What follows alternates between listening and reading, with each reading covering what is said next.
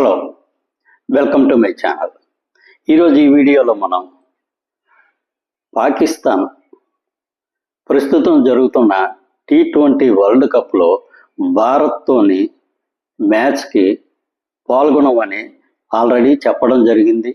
దీని మీద ప్రస్తుతం ఐసీసీ బోర్డుకి, శ్రీలంక బోర్డుకి వారికి మధ్య కొన్ని సంప్రదింపులు జరుగుతున్నాయి.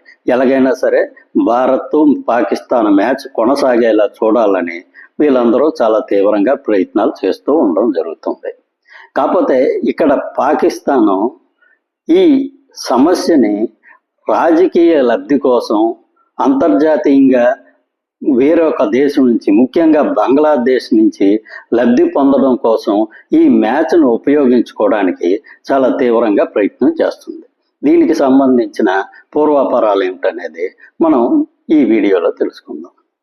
ముందుగా ఈ ఛానల్ సబ్స్క్రైబ్ చేసుకోండి. ఈ ఛానల్ అభివృద్ధికి మీ వంతు సహకారం అందిస్తారని ఆశిస్తున్నాం. ఇక ఆ విషయంలోకి వెళ్తే, ఈ T20 వరల్డ్ కప్లో భారత్ పాక్ మ్యాచ్ అనేది కొంచెం సందిగ్ధంలో పడడం జరిగింది. ఎందుకంటే పాకిస్తాను ఈ మ్యాచ్ని బహిష్కరిస్తామని చెప్పడం జరిగింది.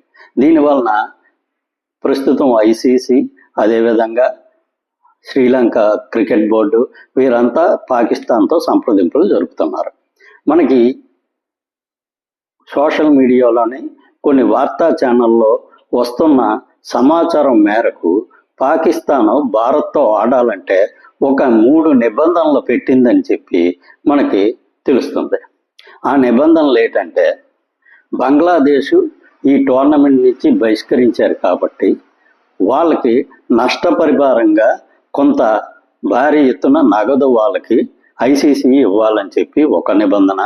రెండో నిబంధన, ఈ టోర్నమెంట్లో వాళ్ళు బంగ్లాదేశ్ ప్లేయర్స్ అన్ని మ్యాచ్లో ఆడితే వాళ్ళకి ఫీజు రూపంలో ఎంత మొత్తం వస్తుందో ఆ మొత్తాన్ని బంగ్లాదేశ్కి వాళ్ళు ఇవ్వాలని చెప్పి, అదేవిధంగా భవిష్యత్తులో ఈ ఐసీసీ టోర్నమెంట్స్ జరిగేటప్పుడు బంగ్లాదేశ్ కూడా పాల్గొనేటట్టు, అదేవిధంగా బంగ్లాదేశ్లోనే నిర్వహించేటట్టుగా ఒక గ్యారంటీ ఇవ్వాలని చెప్పి 3 నిబంధనలు పెట్టారని చెప్పి మనకు వార్తలు వస్తున్నాయి.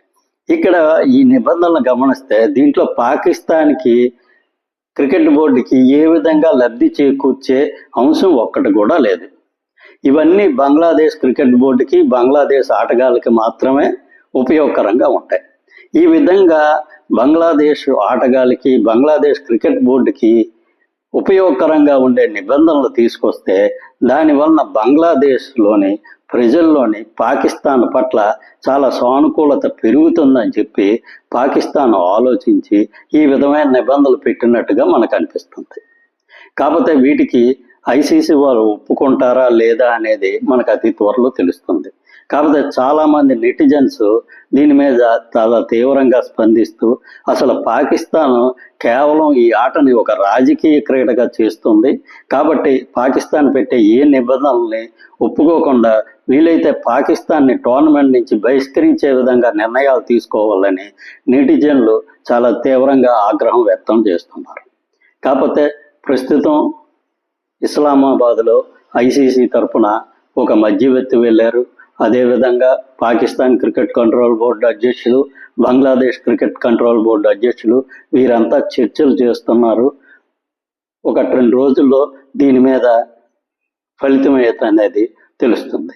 Thank you. ఈ వీడియో నచ్చినట్లయితే ఈ ఛానల్ సబ్స్క్రైబ్ చేసుకోండి. Thank you very much.